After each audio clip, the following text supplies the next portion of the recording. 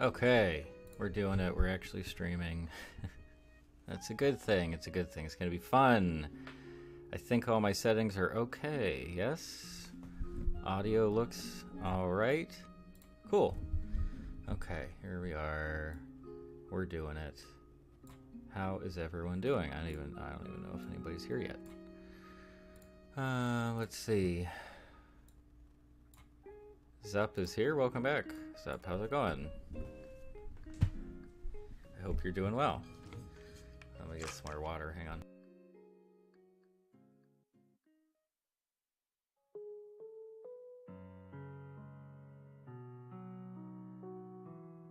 Okay. Yeah, I want to try something different here. So I've actually been watching quite a few things lately, not all animated, but just a lot of movies and bits of shows. And I've also been hearing some talk about specific movies and shows, so I figured why not try to do a quick stream where I try to just run through and give some thoughts and impressions of some of the stuff that I've watched lately that I probably won't be making videos about. So that's the main thing. Something else I want to try to do in this stream, it's kind of a 2-for-1, is to try to run through some animation news as well.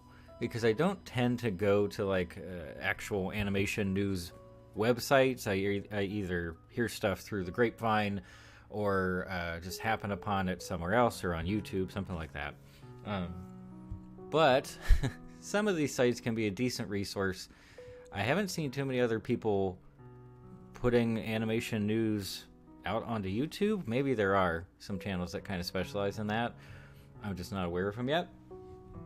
But we're going to do a little bit of that too, because I think there are a couple of news items at the very least that are worth talking about and looking into. So that's the plan.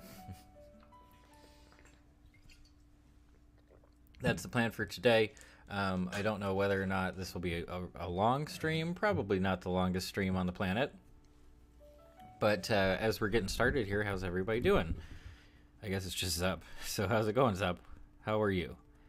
Is it a good weekend? I guess, yeah, we're deep into Saturday now. I have plans to get a lot of stuff finished later on. Hopefully that'll actually happen. But yeah, this stream is a great chance to just run through some things that, yeah, I doubt I'll make videos on. But I have been watching a lot of stuff lately. I don't know why. Is that just part of the, like, summer boredom? Man, when I was a kid, you know, and you just kind of run out of stuff to do, that was definitely a thing. But as an adult, summer doesn't really mean much, does it? It just kind of happens, and that's about it. But yeah, for some reason lately, I've just been watching a bunch of things. I think part of it is that what do you say? It's kind of those junky free movies on YouTube, and I had recently gotten the YouTube Premium at long last, and so you can watch all those without getting any commercials. And they've started to get a few things there that are kind of decent, so I've watched some that way. I've also just been reminded of some other classic movies and stuff that I wanted to revisit. But yeah, lately it's been like, I don't know, 2 or 3 movies a day at least. So kind of a weird little a weird little trend, but we'll see if it continues. Sub says I saw a stream that was many numbers long. Okay, cool. I also wouldn't be surprised to hear that some people had made a point to like have the longest stream, you know, the longest consecutive stream or something like that. I could absolutely see some professional streamers doing that kind of thing. Okay. Switch the music. There we go. I need something a little bit more upbeat. Okay. So here we go. I have stuff logged away in my Letterboxd account. So let's take a list here. Let's take a look at the list. Okay, how about this?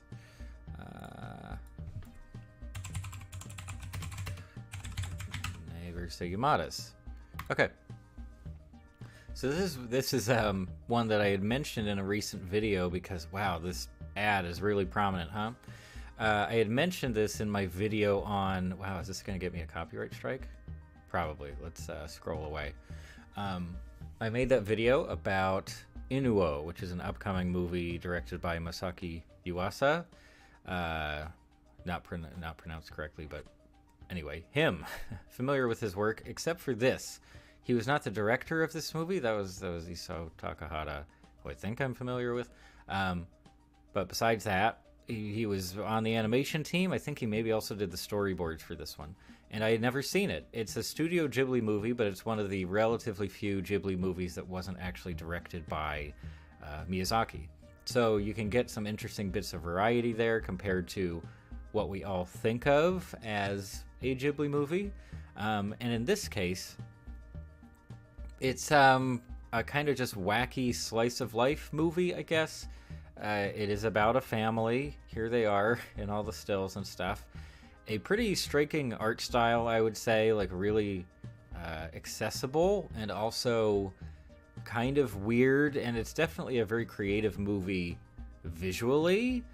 They do a lot here that you just don't see in some of the Miyazaki stuff, which tends to be, I don't know, more traditional in how it executes action and bigger set pieces and stuff. But in here, boy oh boy, do they really they really get creative. You rarely get many background details, so you're mostly just focused on the characters themselves. Color palettes especially are very strong throughout, and there's even there are even changes in the general visual style. So this will even happen in some anime as well, where all of a sudden for this scene it looks a different way, and then this character might look different if they're saying something in a particular style. And it happens here. I will not say that it was the most compelling movie, just in terms of like overall entertainment value. For me, like, I wasn't hooked to it throughout. I have a lot of respect for the movie. I do think plenty of people consider this sort of a classic. And outside of that, I guess I don't have too much to share about My Neighbors the Yamadas. But a fun movie. It's here in the US, along with the rest of the Ghibli stuff, it's just on HBO Max, I think. And then you can maybe pay for it elsewhere. I think in most of the rest of the world, you can pretty much find all the Ghibli stuff still on Netflix, or maybe they've migrated by now. But anyway, that is My Neighbors the Yamadas. What do we have up next? Okay. Well, I mean, well, whoops. There we go.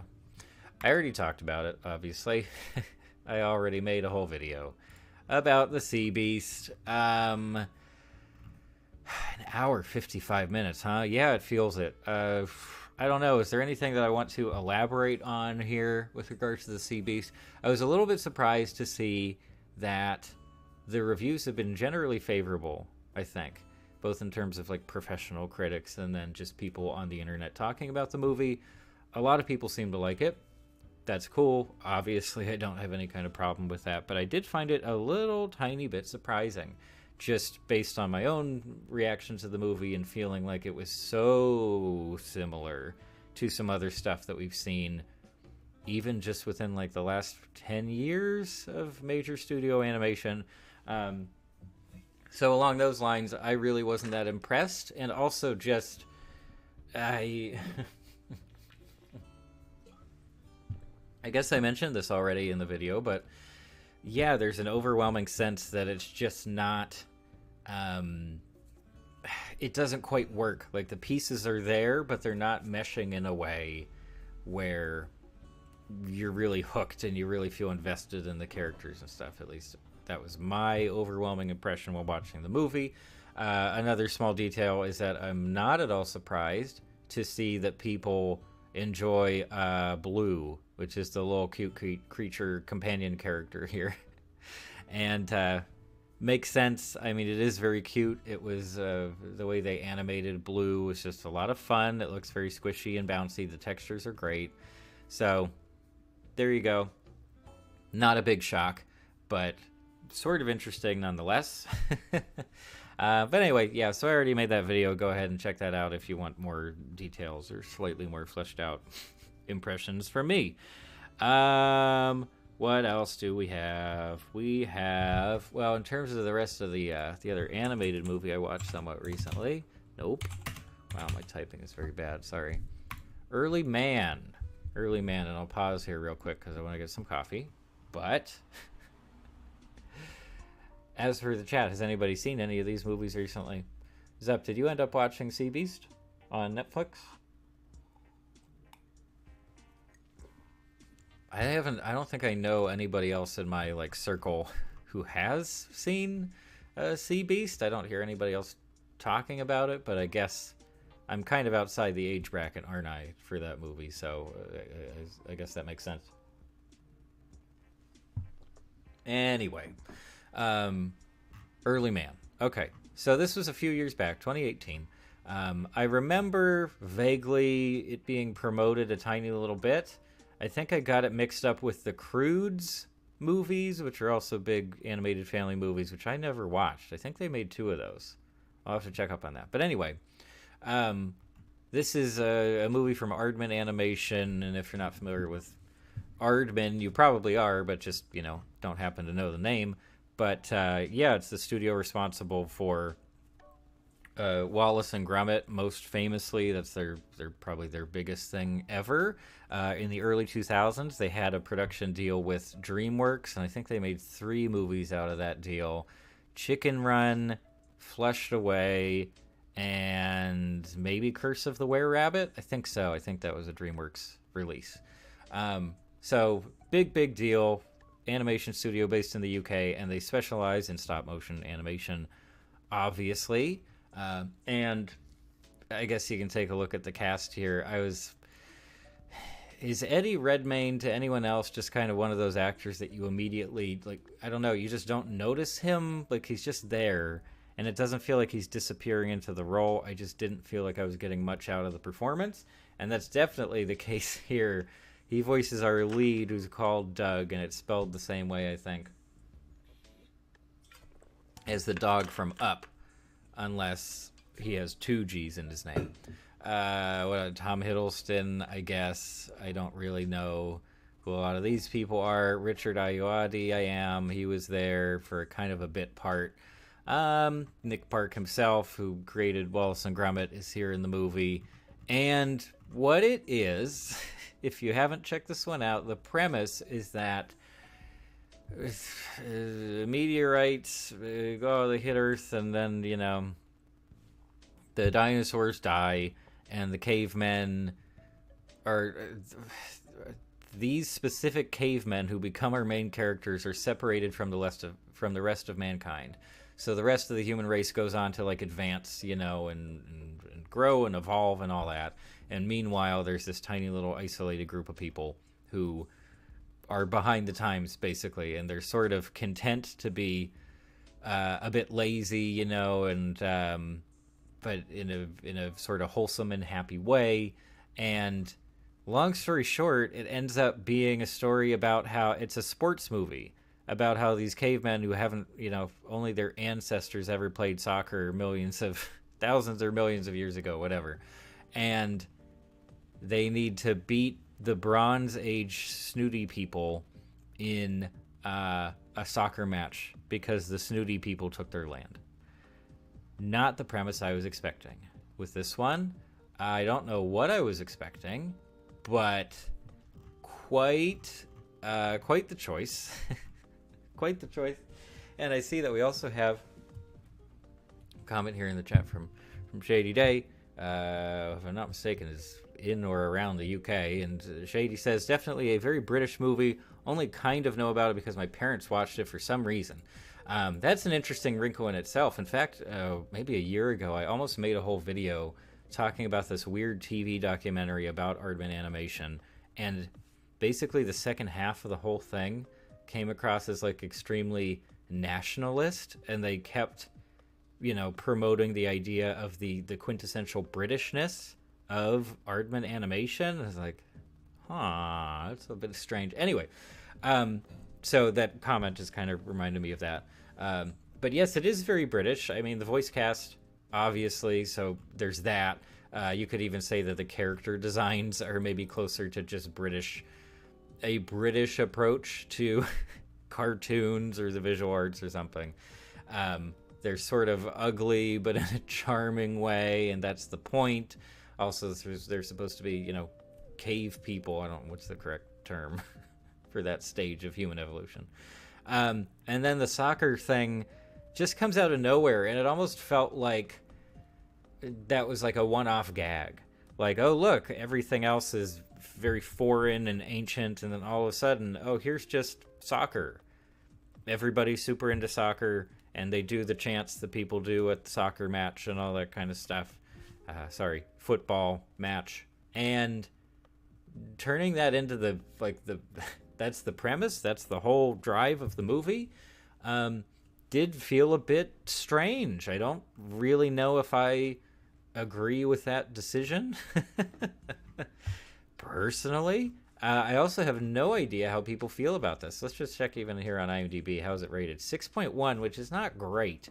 I would not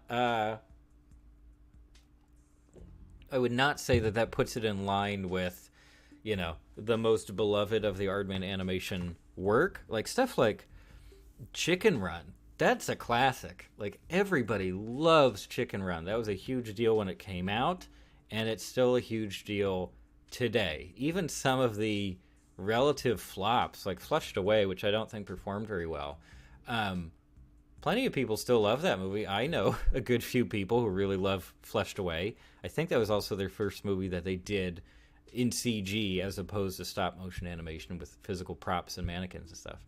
And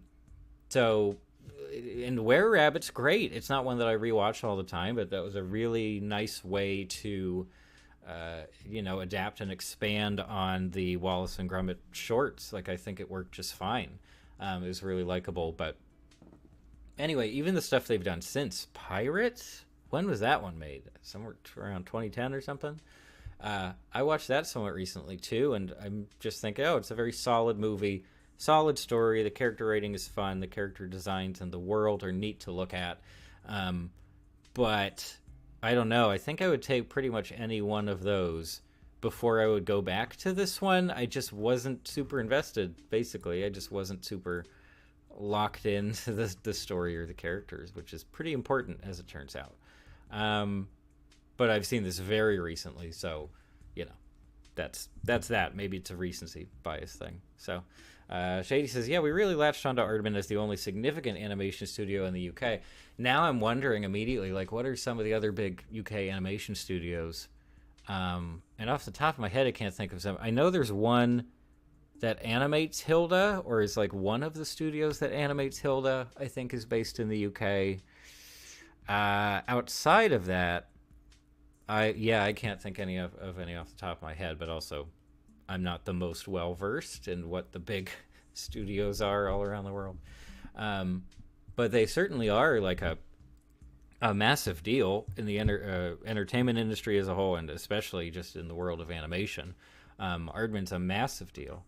And I hope I haven't given the impression that this movie puts a stain on their reputation. I don't think so.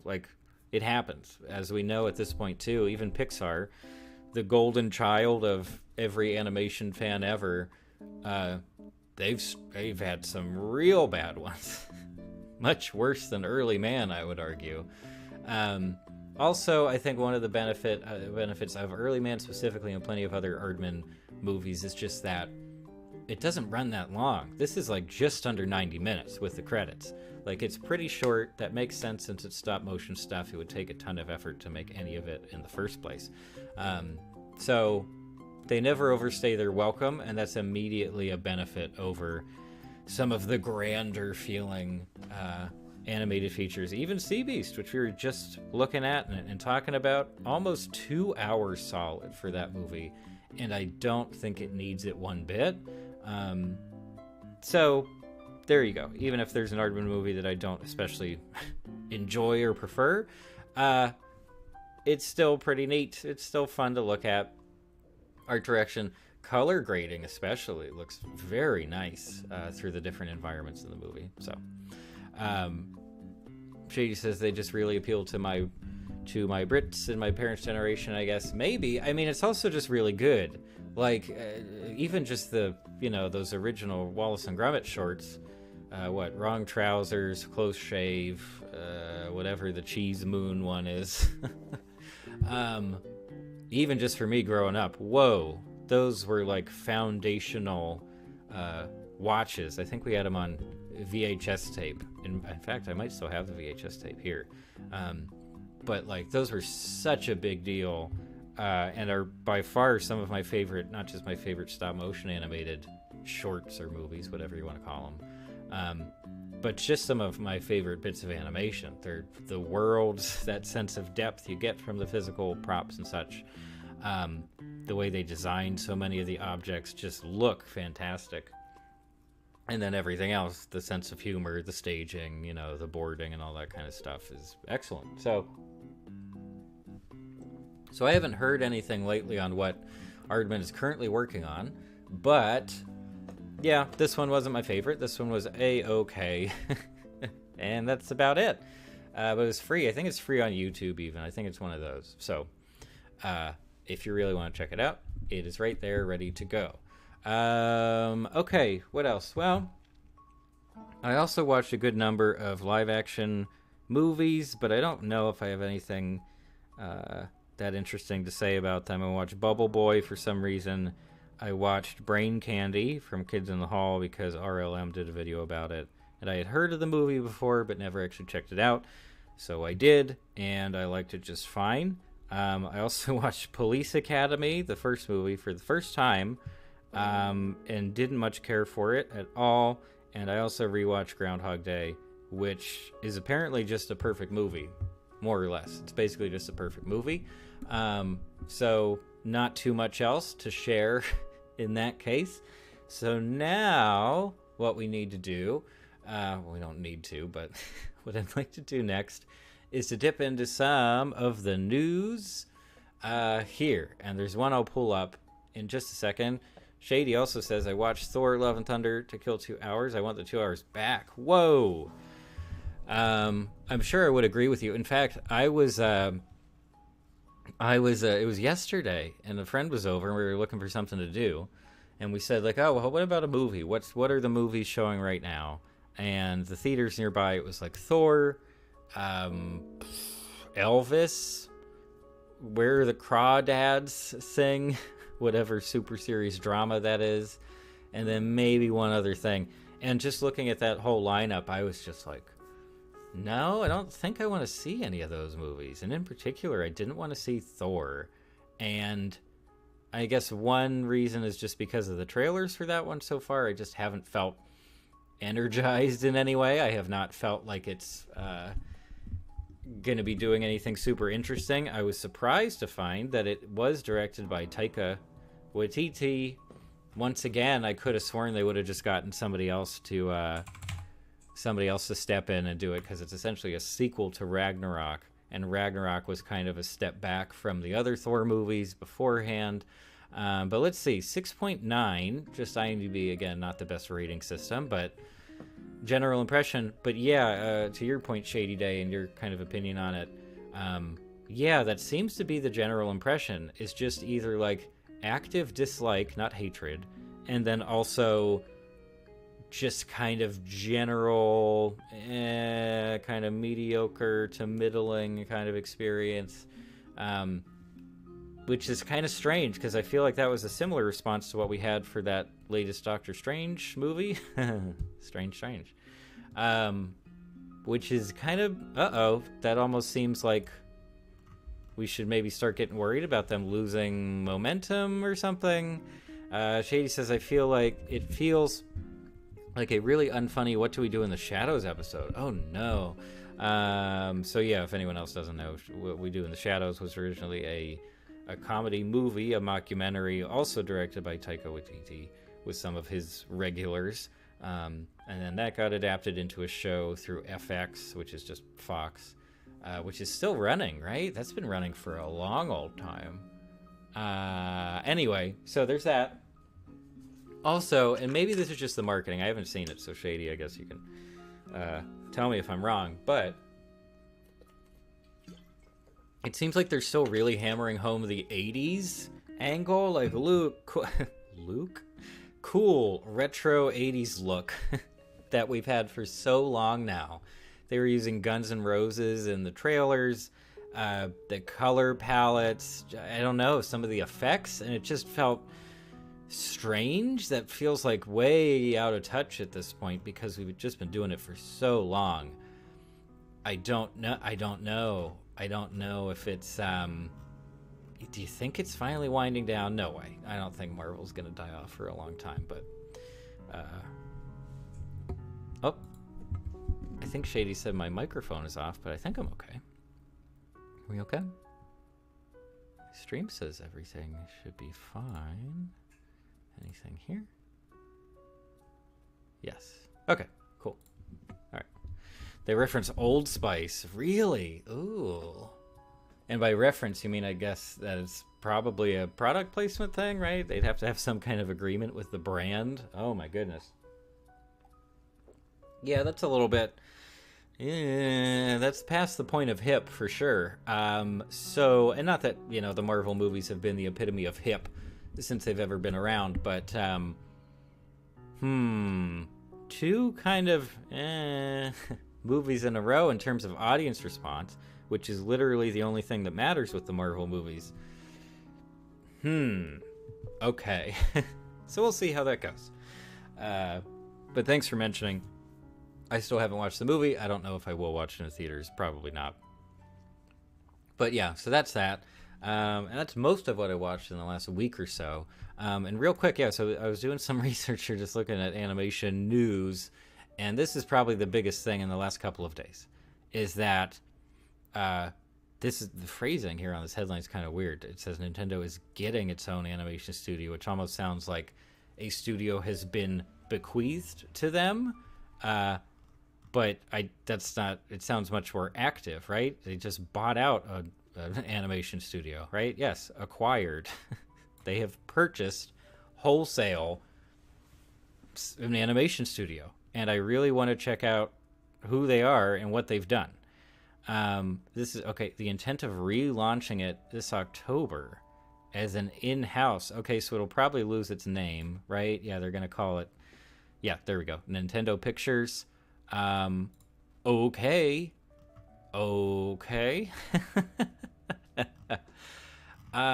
Sort of strange and sort of not.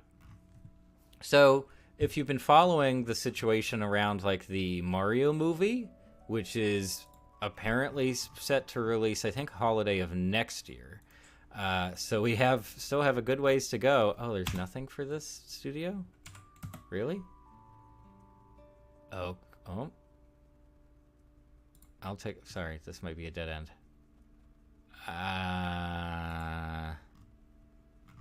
This is maybe it, maybe not. Okay, anyway. What? Oh, come on. Sorry for subjecting you to advertising. The Mario movie thing. They're working with Illumination. That was one of the first things we ever heard about the Mario movie, is that they're working with Illumination Entertainment. And a lot of people, both people who are big fans of the Mario franchise and also people who are just big fans of animation in general, I think it was a pretty universally negative reaction to that initial news. That was a bit strange because for us here in the US, you know, we're more familiar with all these big Hollywood animation projects and such. We tend to not think very highly of Illumination.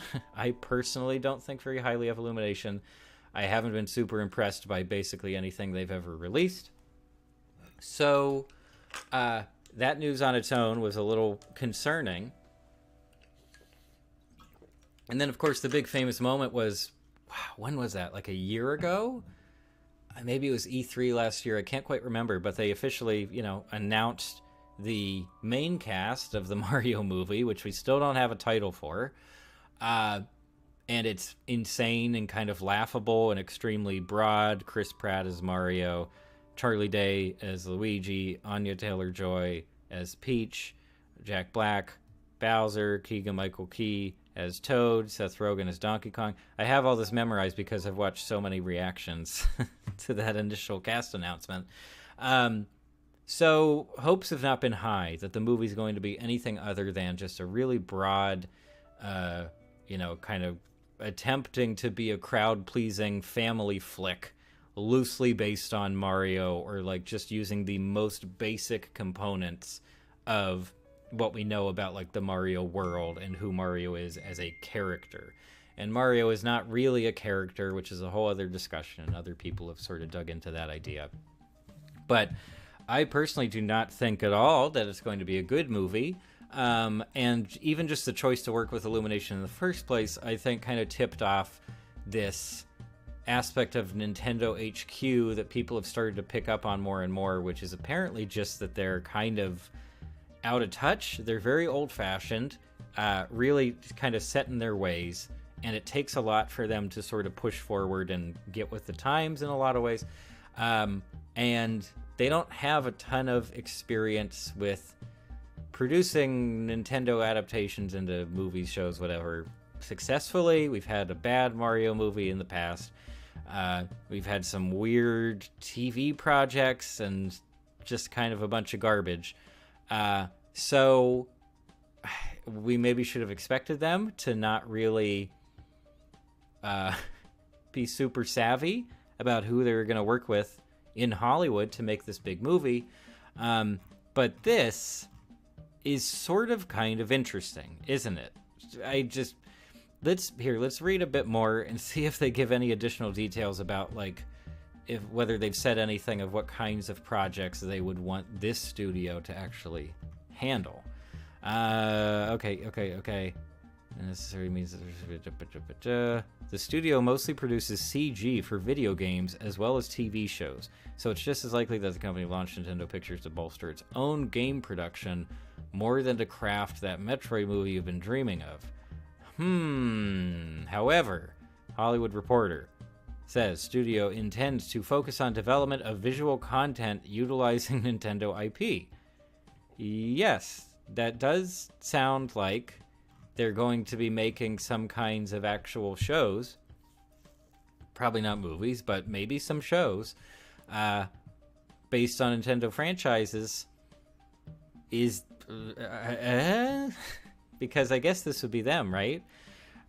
Shady says, I think they did Earwig? Really? Okay, yeah, because this is the only result I'm getting on IMDb for Dynamo Pictures. And it's like, yeah, effects for game stuff and some movies. Metroid Other M. Okay, yeah, cutscenes and stuff. All right. Okay, I mean, if they did have a hand in something like Earwig, that would be at least, like, vaguely interesting, I suppose. because Earwig was such a misfire, you know? Does that mean that it's a generally kind of a weak studio or not? I'm kind of doubting it. I just think Earwig was kind of a doomed project from the get-go. Anyway, obviously there's a lot we could say here. There's a lot we could dig into and kind of just theorize about, I suppose. I don't think this means at all that, like, Nintendo regrets choosing to work with animation and they're like, oh, let's start making some other stuff that can maybe do well if the Mario movie doesn't perform as well as we want it to. I have no idea. I don't get that sense from this, but it is interesting. We know they have a ton of money from the Switch generation as a whole. We know they've said in investor meetings that they want to expand more into straight up entertainment, meaning movies and shows.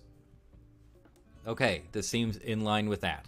But without knowing much about the studio, for the meantime, I guess we're just kind of left in a shrug. And that's fine. That was one of the big ones I wanted to talk about. But we can run through some other headlines real quick. Look, there's even this animation magazine. Pixar soars to... Oh, that'll come back around. But I'm pretty sure it says Pixar soars to new heights with Lightyear. I don't know who these people are. A lot of this stuff comes across as just marketing. But at least we're getting some headlines from it. Okay, so there's an animation festival. That's cool. Harley Quinn is doing a season 3. Now, when did that one actually start?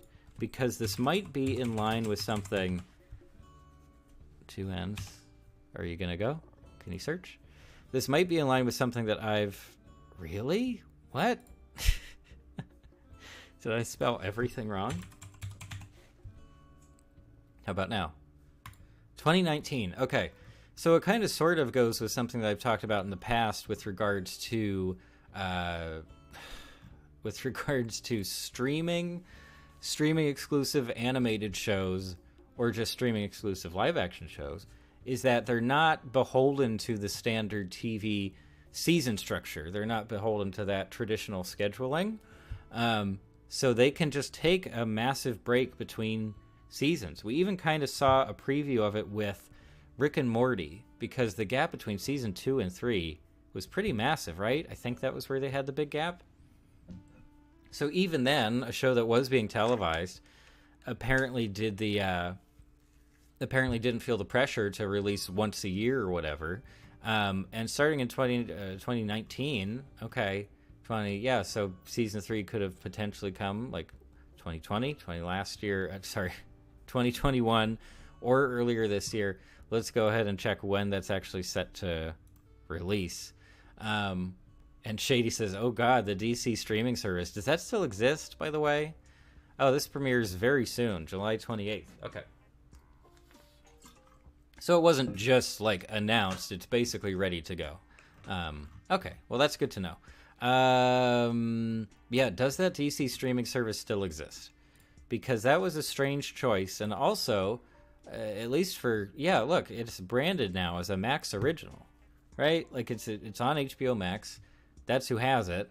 That seemed like a pretty natural extension of like a natural home for a lot of the DC stuff, because they're not cranking out the same volume as Marvel, obviously.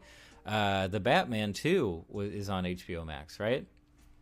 I think even premiered there simultaneously with the theatrical release.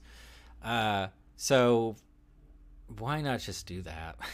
Just do that. Yeah, DC doesn't need to act like it's legitimately competing with Marvel anymore, because that's just, yeah, not the best idea, which a lot of us probably had the thought at the time, but they weren't asking us, were they?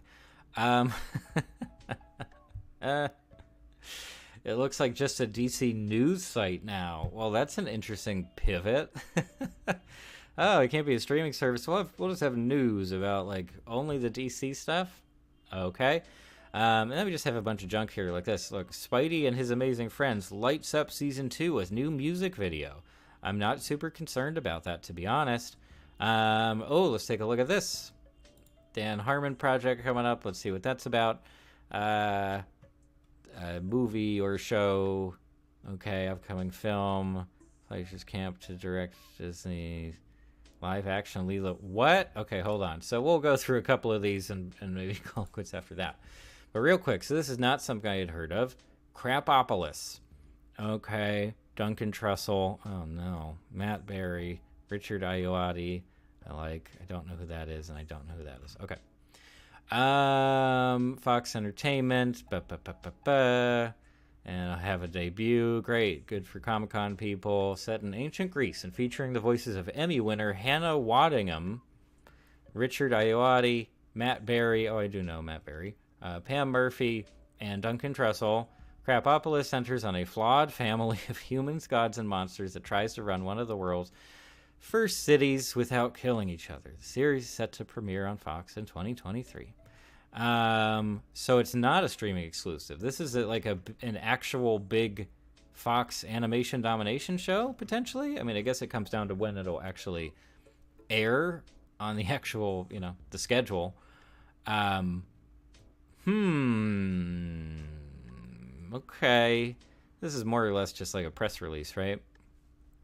Yeah. Even this is a bit awkward. This kind of tips the hand of maybe this was a sponsored post. Additionally, in partnership with Studio 20th Television Animation, a part of Disney Television Studios, Fox's beloved animated series, Bob's Burgers, The Great North, The Simpsons, and Family Guy will have panels. Great. Okay, so it's just advertising at that point. I'm guessing Matt Berry's the Centaur. Well, I think it said here, right? Yeah, so Duncan Trussell's that thing. Looks like a Rick and Morty character. And then Schlub, Matt Berry. Okay, yeah, so this is definitely having the vibe of a sponsored post. But regardless, we're getting the info. I did not know that Dan Harmon was starting up yet another television program with creator credit. But here we are with Crapopolis. Not sure how I feel about that name. I'm trying to think of, like, remember when they also had Harmon Quest, which was like a CISO program, when CISO still existed? That was another animated Dan Harmon project that came up. I'm guessing it mostly just failed because CISO failed. As for this, even just this setup, I'm sorry, but like, where is it? Yeah, if you just had an ancient Greece. A flawed family, that just, like, the dysfunctional family thing is so common, especially on big, like, network TV shows, that I'm already a little bit, how do we feel about the art style as well? This is our first taste of the art direction, and I would say that it's a little bit varied. We have something that looks very cartoony over here with Blue Man. This looks like a character we've seen in a bunch of stuff. Even, what was it? Doomville? What was that? Roku original? That's like post-apocalyptic. Anyway, kind of looks like a character from that show. This character, I don't know what that looks like. I don't know. Very different designs. And the concept, okay, trying to run a city, but they're bad at it because they're dysfunctional.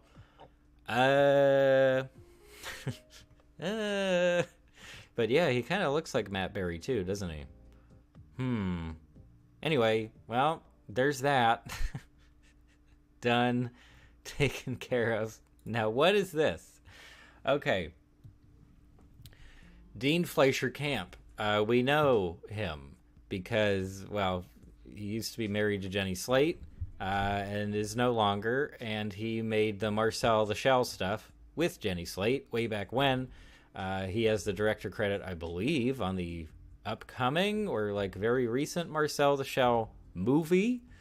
So that's that. That's another, I don't know, it's one of those things that sounds weird at first, but this has been a trend in recent years where a big giant movie studio will try to grab somewhat notable like indie directors. For one thing, maybe they're not asking for too much in terms of payout. And beyond that, I guess they think that gives them some kind of, like, I don't know, critical edge with some of these movies, even though, as we've heard time and time again, a lot of more stylistic directors working on big giant Disney projects sometimes have some major issues just dealing with Disney and with their requests and demands for the finished product. So right off the bat, there are some things to say about this combination. I am not familiar at all with Dean Fleischer Camp stuff outside of Marcel the Shell, so I can't say much there. Was not aware at all that we are getting a live-action Lilo and Stitch remake movie. That, of all the live-action Disney remakes, that has to be one of the most confounding, right? Is this a joke? Published on Bastille Day 2022. Oh my gosh. Shady says, oh boy, have you seen the YMS Lion King video? I haven't watched it yet. I'm aware of it. I like YMS pretty well. I know he's been editing that video for putting that together for a million years and all that kind of stuff. And it's only part one, and it's really long. So I probably will eventually, but I have a pretty good idea of what it's going to say, so I just haven't gotten around to it yet. But yeah, talk about live action Disney remakes with the Lion King movie, Beauty and the Beast. Can we name them all? Cinderella. I am already forgetting the rest because none of them made an impact, as far as I know. Has there been a Little Mermaid one yet? Not yet, but there will be. I'm sure there will be. And of course, and I'm sure this is something that's touched on in the YMS thing, almost guarantee, but just, I think it's confounding for a lot of people to do live action remakes of these animated classics. I would even call Lilo and Stitch a classic. It's just that, like, it seems to betray a pretty fundamental misunderstanding of what animation is and why it's a thing, right? Like, I think if you talk to a lot of people who are into animation, whether they work in it or they're just fans or something like that, Lady and the Tramp 2, I forgot about that one. Yeah, I never even heard anything about that one. I think that went straight to streaming. Anyway, I think a lot of people who are into animation would agree generally that one of the best things about it is the opportunities for expressivity. You can do so much because you're not working with physical reality. You can draw whatever you want to see there. You can have vastly different character designs. You can have really interesting environments. And even with something like Lion King, the original one, we are cartoonizing real-world animals. And part of that is exaggerating certain features and adhering those to, popular character design guidelines. The eyes are bigger. Eyes are very important for expressing emotion. Even just the faces in general, look a bit more anthropomorphized. And even just color overall, like we're in the savannah, but it's not completely depressing. Like you can get some really interesting colors, even in the more sort of the darker areas. You can have really interesting color palettes that completely stand out from the rest of the movie. And you lose so much of that when you move over into the world of everything looking as hyper realistic as it possibly can. Very strange choice. Very strange choice in general to do these remakes. I kind of get it more with like the princess movies where it's ultimately a lot of human characters doing human things. So, okay. But in something like Lion King where everything has to be animated. And then this is another one.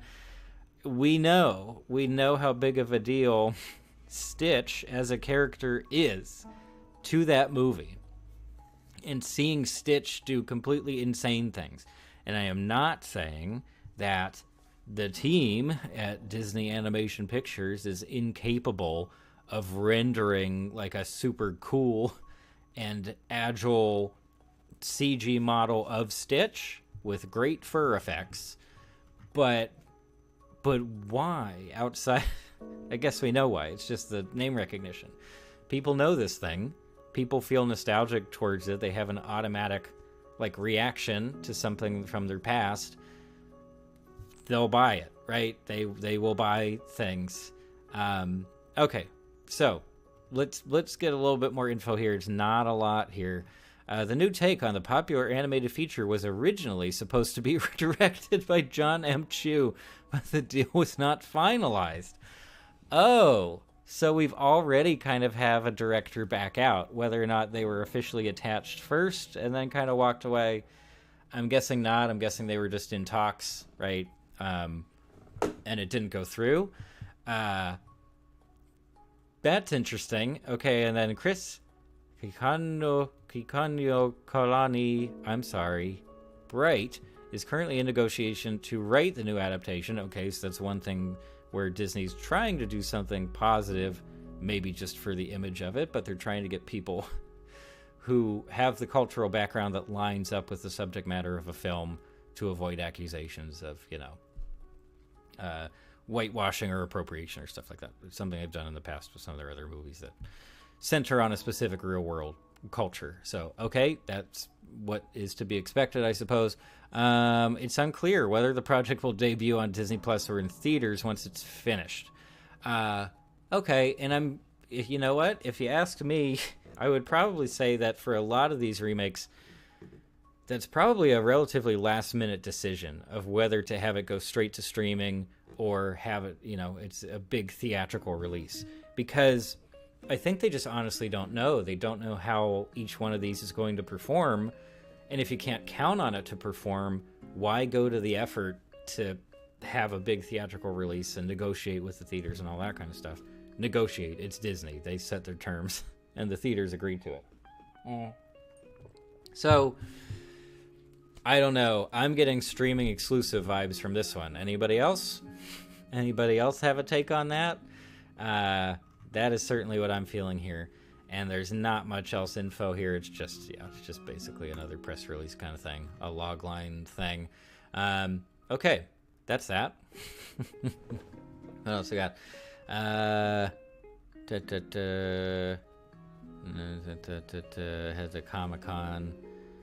Big Nate short to screen with Paws of Fear. Oh yeah, isn't there a Big Nate show? Do people like that? Okay. What we got over at Cartoon Brew. So yes, we talked about that already. This also kind of comes across as promotional stuff, doesn't it? Okay. Icon Studio Smoke Screen launches in LA. Watch their first short here. That's vaguely interesting. Real-time animation practice epics. Free ebook, the animation field guide. Okay. What is this ad? Oh, it's just an ad. Shady says, I forgot they're making a live-action Pinocchio 2. Which one is that? Because I thought we're getting is that the Del Toro one? I thought that was going to be like stop motion or CG that looks like stop motion. Am I crazy? Did I forget? Are there multiple Pinocchio things in production at the moment? Shady says Lilo and Stitch is a popular enough IP to be a theatrical or a theater release. I agree, especially for someone someone closer to my age range, I guess. That does make sense. I think just in terms of the quality we could expect from this one, I sort of kind of feel like it would be closer to one of the streaming movies. I don't know, but at the same time, I do like Dean Fleischer Camp's stuff, just based on the tiny bit of it I have seen. Sounds like they're trying to get some good writing in there, so okay. Shady says, yeah, just by the sheer amount of Stitch merch in China and Japan. Okay, well, that's not something I'm aware of in general, that there's a bunch of merch over there. So we'll see. I guess did they even give us a range? I don't think so, right? Like a release window? Oh, Marcel the Shell is out. Whoops, I should probably watch that, huh? I have not seen it in listings. Yeah. Yeah, I don't think we get a release window here. So next year, maybe? I have no idea. So what's this? Okay, Smokescreen. Pearson Chase Wimberly of Open Chavez Studios, relatively for example, an LA-based Black Homes Animation Studio. The studios produced a calling card short titled Tent Sale, which you can see below. I think they'll get us a copyright tag for watching some of that. Yeah, it's just meant to get them business, basically. Mission is to discover, support, train, and prepare animation talent for underrepresented and marginalized communities. Cool. Okay. So I'm guessing so early on, this is promotional because they have a little bit of interview there. Okay, so we don't have much to see from them yet. I guess they just want to work with other clients and stuff. So we'll see how they choose to do that, whether they're going to be doing commercial stuff, full features and everything. I don't know. Even just the style we're seeing here kind of gives me, Rick and Morty vibes. But I don't know. I feel that about so many approaches to art direction in like television animation lately. It just, I don't know, tends to have a similar vibe. Even just the line work feels awfully similar. And this too, yeah, I'm gonna guess they are looking more for television projects or streaming projects than anything else. Earwig was not that bad if you judge it as a TV pilot. Thank you for the comment, Gil. I think it's Gil Danino. Yes, welcome to the stream, by the way. And yeah, I guess my modification there is if you judge it as a TV movie, because that was my understanding of it. Was like, it's a TV movie. It's not supposed to be a big giant, Ghibli movie. It's not supposed to be a big theatrical release. And I think that's maybe one of the big mistakes that I would, I guess I would point the finger at G-Kids, because G-Kids in general, if you don't know, they do a lot of distribution for international animated films in the US. So they get the rights to distribute some of these movies in whatever form, if it's streaming, physical releases, whatever, which is a pretty interesting market, because otherwise some of these international movies just never actually make it to the US and we can't watch them legally, which is a big drag. So a lot of people really like G Kids. They tend to have very good taste in terms of what films they choose to bring over. Good picks overall. However, and maybe it was the obvious choice in their minds, but like they're supposed to be marketing pros. That's what distributors need to know, how to market stuff in a specific territory. That's their whole purpose. And the way that they marketed Earwig was just, here it is. It's a movie from Studio Ghibli. You love Studio Ghibli. You love all their incredible movies. This wasn't directed by Miyazaki, but some of the team here at Ghibli worked on this one. It's directed by his son, right? Is it Goro Miyazaki? It was in that famous clip in the theater. I don't want to talk about that too much, but anyway, the expectations were immediately extremely high, even though you could tell just based on the trailer footage and stuff, this was not a movie that they spent a huge amount of money on. And again, based on what I've heard, it was just meant to be aired on TV originally. So of course they didn't make it with that much money. They probably made it relatively quickly as well. And then on top of that, you have the switch to CG, but you're still stapling the Ghibli branding onto everything, every moment, every trailer, every TV spot, anything. So the massive gap between what people are expecting, because they said it's a Ghibli movie, and then the reality of there's not that much money. It doesn't have the same creative leadership that most of the Ghibli stuff has. It does have the talent, but not being paid as much, probably being produced more quickly than the average project. So I would be very interested to compare the reaction to that movie here in the US, or just other parts of the Western world, to the reaction to the movie in Japan specifically. Because again, if it's just on TV someday, okay, whatever. Gil says not quickly at all. Okay, whatever. Either way, low budget movie. It's not going to look as good. People aren't going to be as invested in the project overall, probably. As for whether or not the story itself works, I think for Earwig, I guess I've just been talking about Earwig for 10 minutes.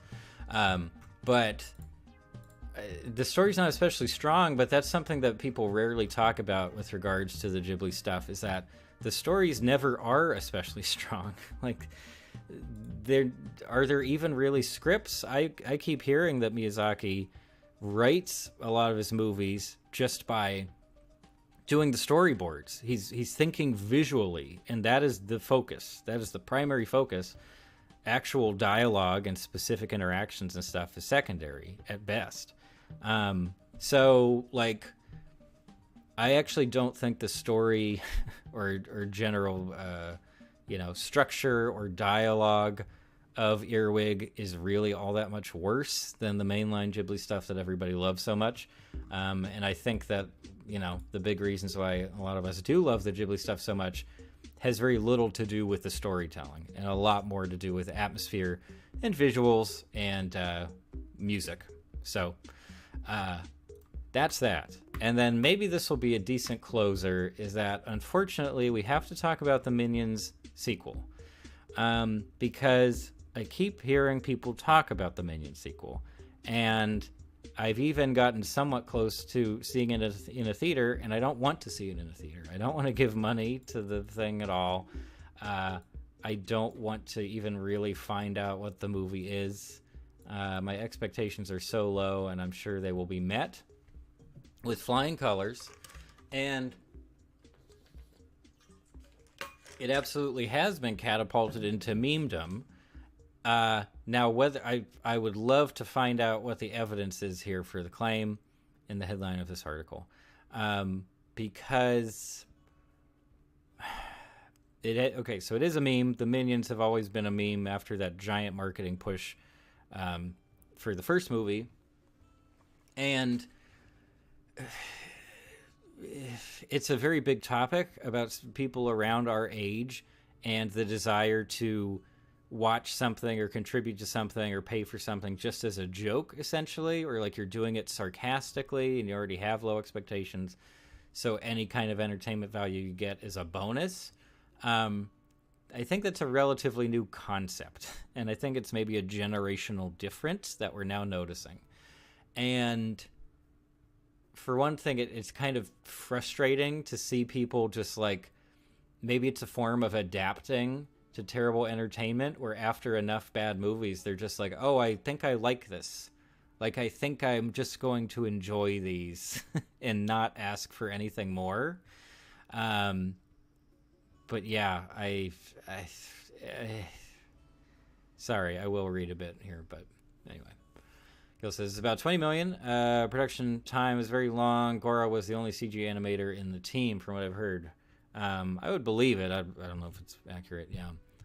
But yeah, if they were just using other people from the Ghibli team, they do 2D. That's what they specialize in, so I wouldn't be surprised at all if they were not especially adept at that side of things. Shady says, yep, gentle minions happened here too. Yeah. So, however, again, we'll look for some evidence here, but I don't think... Oh, maybe we do. Hold on. Okay, we do have exit polling. Okay, so maybe I'm just wrong then, because what I was going to say is that I think there can be an impression that a specific demographic is contributing in a big way to a movie's success if that demographic has been very loud, especially online. Like, okay, you notice that. But my expectation was that the real force contributing to the movie's success was what it always is, which is just, families. Families, the kids just want to see a movie. The parents just want the kids to be invested in a movie and watch it for a while and have fun. But no, look, they're saying real things. Okay, 34% of the July 4 weekend audience was 13 to 17-year-olds. Okay, older than average. I mean, I guess so. They're comparing to, Despicable Me 3 crowds, which is maybe not the best way to judge teenage interest in animated features, but okay. Okay, that's also not like super old. If it was like 20 to 30-year-olds, that would be a very different situation, I think. Rise of Gru marks a change in gender demographic as well, with 49% of the audience being male. Despicable Me 3 saw only 45% of the audience composed of males. Okay. Okay. Yeah, lots of memes. Oh, they're so funny, these memes. That's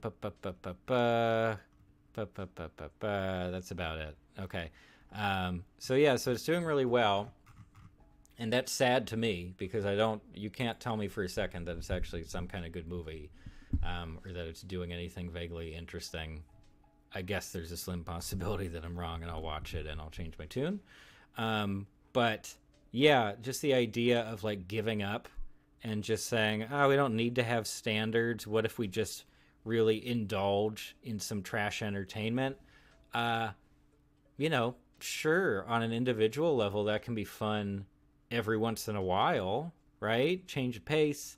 You don't always need to be watching something super serious, super well made. But here, this is the one metric where we can't let these kinds of movies be really successful is financially, because that is the only metric that the studios producing this kind of stuff actually care about. And yeah, I have some issues even with just memifying it. Again, I do think it ties into this massive topic of like getting into hate watching something and just enjoying something as a joke, which is fine in concept, but then the idea of really strongly financially supporting a project sarcastically, maybe it's not sarcastic. Maybe people really do love these stupid movies catering largely to Chinese markets. But I don't know. I'm not super on board, regardless of what the real intention is behind a lot of this casual money being thrown at a project like Rise of Gru. I'm just not into it. I'm not trying to be an old man about it, but like, not my favorite thing. Not my favorite thing to see. And not any kind of sign that we'll see some improvement in terms of large studio animation releases, that they'll put in effort or try to do anything interesting. So that's that. Shady Day says, at least it didn't work with Morbius. Oh, okay. See, I didn't follow that, so so I'm not the expert. Charts and data. Ooh. See, I'll come back to this one. This other site, but this site has some stuff that you can actually use. Okay. Well, you know what? How long have I been streaming? Just over an hour, I guess. Okay. Well, I'll probably start winding it down. As I said way back at the start, I kind of want this to be a pilot for either future streams or I guess potentially future videos as well, where I get into just stuff that I've, checked out recently. So there's that. But also just covering news, industry news, and giving some commentary. Because, yeah, these are some important things for the animation industry as a whole. And it's also just a decent way to find out about upcoming releases that, you might be interested in, things like that. So we'll see. We'll see if people care about that idea or not, if I'm willing to do it. But yeah, this has been a fun way to kind of test that idea out. Shady says they released the movie based off the meme reaction and it bombed twice. Yeah, I'm sure there are a lot of other examples we could point to as well of just these instances where, a big production company or a big movie studio tries to capitalize on a recent trend, whether that's an internet meme kind of sensation or like a viral thing, or just a general real world trend at the time. And yeah, it seems to fail quite a bit. Now, as for whether the marketing team behind Rise of Gru was trying to do this, I really doubt it. I do not get the impression that the marketing materials specifically for this movie were intended to, be aimed at like 13 to 17-year-olds or just young adults in general. I don't think so. I don't think they're quite that savvy. I think this is just like long-term after effects of that insane marketing campaign for the first Minions movie. And I forget the stat. I think the marketing budget for that movie was not equal to the production budget as it usually is, but was actually like double the production budget. And that's a lot of dough to spend on marketing something and merchandising it in every way possible. So it just kind of feels inevitable that that kind of money being sunk into marketing a movie, or just an image, in this case a brand represented by a little yellow guy, this is just how that plays out over time. I think I don't think they were trying to make it a meme. Stuff like that tends to fail horribly, but I'm not super happy to see it being like financially successful. So there's that. Thank you, Helicopter. Gil says live action Lilo and Stitch could work, but they have to slow it down, practically make it a drama. Interesting comment. Yeah, I mean, okay. So I guess that speaks to like overall tone, and like what was the tone of the original? Does that tone work? Can it be adapted to a live action look? I don't know. How much surfing do you think we will see in the remake? Roughly how much? Roughly how many surfing people will we see in the Lilo and Stitch live action remake? Because I'm betting at least 20 minutes solid, cumulative throughout the whole movie. We'll see a lot of surfing there. Will the song come back? Hawaiian roller coaster ride? Probably not. I feel like that'll only come up maybe as like the end credit song or something. They do a sort of a hip cover of it. Desert says hi. Usually because of time zones I can't catch streams, but I'm here. Well, thank you very much for stopping by. I really appreciate it. Yeah, this was definitely a random stream. I was getting ready to just sort of veg out, but I figured, again, yeah, maybe talk about some animation news and talk about things that I've been watching recently in stream form, and then we can all get on with our days, I suppose. But thank you very much for coming out to the stream. So we'll see. But yeah, even just from this, I've gotten quite a bit of news. Dan Harmon, new television show, full-on television show. Lilo and Stitch live-action remake being directed by the guy who directed Marcel the Shell. Nintendo buys an animation studio, which is animation studio in quotes because they mostly do effects and cutscenes for games, apparently.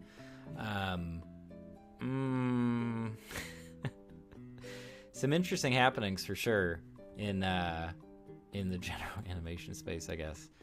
Anything else big? Anything else? Any other huge headlines that somebody would like to point my attention to? Because otherwise, I will probably start to wind it down. But yeah, this has been quite the experience. Also, is Lightyear still in theaters? I don't think so, right? I feel like that came and went very fast, right? Who's this? I don't know who these people are. Farzar, fans of Roger Black and Waco O'Gwen's particular. I don't know who those people are. Oh no, the duo who had all kinds of fun with Parker Rangers. That's probably supposed to be Park Rangers, right? Parker Rangers and Police Workers. Is this written by someone? This is maybe written by someone who doesn't... The editing here is not excellent. Parker Rangers and Police Workers. I think we tend to call them police. So these people made Brickleberry and Paradise PD, or they led those projects, which are both projects that I don't really like at all. And apparently they have a new show coming called Farzar. And I think that is more than enough there. And I guess it's... Where is it? Maybe Netflix? Okay. Desert says Minions Rise of Gru is not good, but it's definitely better than the other Minions movie. I would believe that. I don't think I ever ended up seeing the first one. I've had people tell me that I should watch the first one, and I've never gotten around to it. I don't even know where it's streaming. Where are those movies streaming? Like HBO or something? Anyway. Gil says, got to streaming right now a few days ago. Is it this show, the Farzar show that you were talking about? Anyway, but yeah, no, I do believe that I could easily believe that it's better than the first Minions movie. And in general, like, this is another thing, and especially something you need to consider when you see stuff on, like, Rotten Tomatoes, for example, like an aggregate site.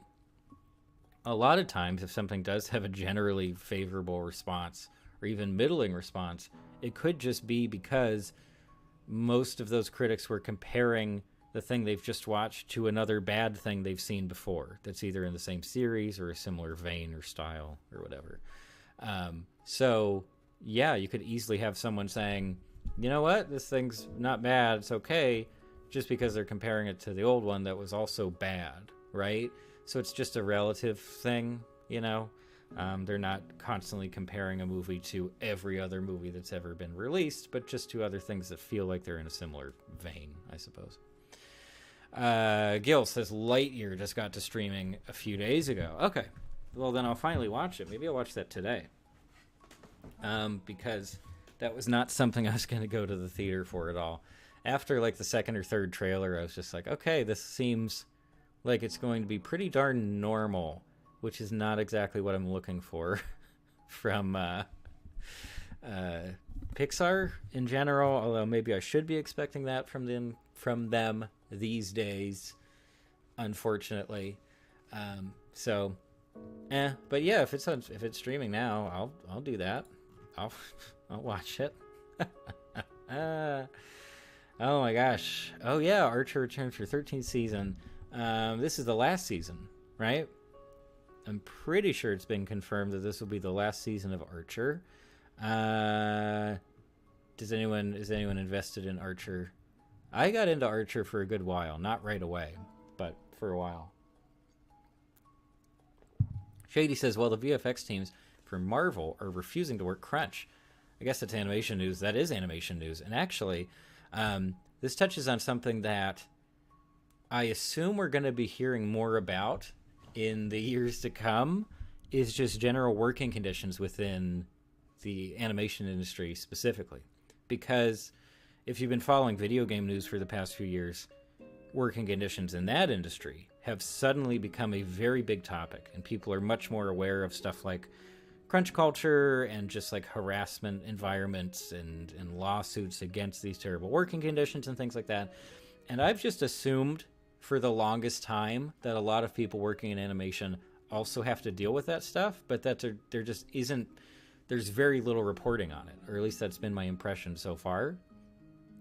Maybe that's because people are afraid of getting blacklisted from the industry, like if they speak out, you know, and they get caught, that they won't get work anymore.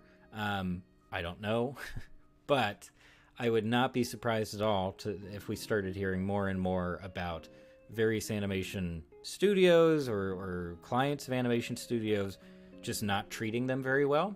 So kind of interesting to hear about that. It's nice to hear that, you know, these VFX companies and techs and whatever are just not doing that. It's kind of baffling that they would need to crunch in the first place, just because I assume we know those projects have massive budgets, and they should also have pretty well planned timelines. They would have to. So odd, very odd, I guess. Oh, good, a Betty Boop NFT collection. Oh, sorry. Season 3 of Bluey, exciting. Season 3 of Lower Decks, not exciting. Other things. Okay, what else? Gil says thoughts on animals, period. Yeah, it has to have the period in it because that's in the title. Is that coming back? I don't think so. Yeah, I watched it when it was new. I really like animals, and in fact, every once in a while, I'll just remember that it exists, and I'll think like, wow, that was actually a really good show. It was basically sketch comedy, but just, you know, having animals act like humans, but then some animal-based jokes every once in a while.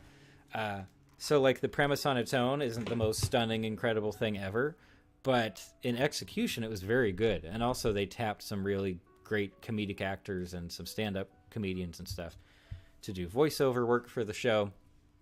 It was good, but yeah, I think it just had like a couple seasons maybe, either that or they had a huge hiatus and came back with another season that I just never heard of. But anyway, yeah, that's all.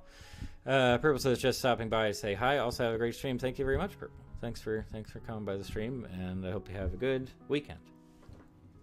Desert says, oh, MFG, Bluey's so popular. My 10-year cousin is just addicted. Yeah, did I ever do a video about Bluey? I don't think I did. Oh, I talked about Bluey in the video on Australian animation. That's what it was. And that was just about the time that I had even heard of Bluey at all. Someone had to tell me about it. And, yeah, it kind of became one of those not legendary, but one of those shows that gets famous because it works very well for the adults, even though it's clearly meant for kids. I wouldn't necessarily call it full-on adult-friendly animation, but it's a solid show. It's great. It's goofy and fun, definitely meant for younger viewers. But yeah, especially since it's just there on Disney Plus, it's like, okay, yeah, sure, I'll watch a little bit. Watch a little bit when I need something very light and silly. It's pretty good. Shay says everything in Love and Thunder looked rushed. Wouldn't be surprised if VFX artists were overworked. That's interesting to hear, and that's also not something that I would really trust myself to notice, even just because I don't know too much about like the hardcore VFX work and stuff. I did briefly talk to a guy who works in VFX specifically for the Marvel stuff, but I didn't get too many technical details out of him. It was just a general impression of like, here's what it's like working on these movies. But yeah, I would not be surprised to hear that if they were crunched, they're just like, oh, whatever. We'll just throw whatever in there. We're done. Calling it quits. Gil says even season 3 of which? Of Animals? Was there a season 3? Or were you referring to something else? Sorry, the lag on the chat sometimes can be kind of bad, so I lose track of which thing you know, we were talking about when.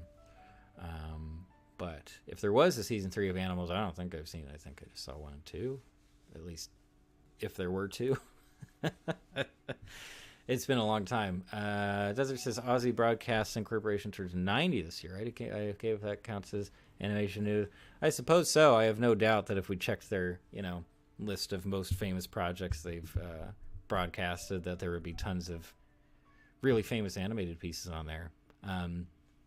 I don't think I really came across Aussie Broadcasting Corporation on during my research for that video, but I definitely did come across stuff that was just like old animated commercials that were public service announcements. That was some of the really fun stuff, in fact. But yeah, I'd have to go check. Anyway, Blue is great, and season 3 of Animals. Okay, yeah, yeah. So if there were more after that initial push, I wasn't aware of it. But I did watch it for a good long while and really enjoyed what I saw. So that was neat. Oh yeah, also there's a Kung Fu Dragon show, right? Which I thought there already was, but now they're promoting more. Okay. All VR Doc logs on to HBO. So how do you access it in VR then? That's all I got. Have a good one. No problem. Thank you very much, Desert. Thank you for stopping by. Have a great weekend. I'll probably be hopping off soon anyway, so don't you worry about it. Gil says they were, unfortunately. Yeah, I think it was just those. Okay. Yeah, cool. Oh, yeah, and also there's going to be season 2 of Primal at some point. Finally. It feels like forever ago that we watched that show. Maybe it wasn't. Maybe it was just like a year ago. Cool. Okay. Well, you know what? This has been a nice little thing. Yeah, so I might make this a streaming thing somewhat regularly. I guess it would work best as a weekly thing. But yeah, it would be nice to, you know, look at just some news, what's been happening lately in animation, because I rarely stay up on all the latest things. So it's a good way to do that, and it's a good way to get people's takes on a bunch of different movies and shows and products. So who knows? Maybe more in the near future. But yeah, I think that just about does it for today. It's really warm in here. I think it's like 90 out. And I feel like I'm going to fall asleep. So I will bid you all farewell. And thanks to everybody for coming out for the stream live. Thank you to anybody watching the archive version of the stream later on. Feel free to check out some of the other videos I've done over the past 2.5 years. And yeah, I think that's just about it. Hope everyone has a lovely weekend. And I hope I see you back here sometime soon. Okay. Now I go to this. I say end the stream. All right. All right, everybody. Goodbye.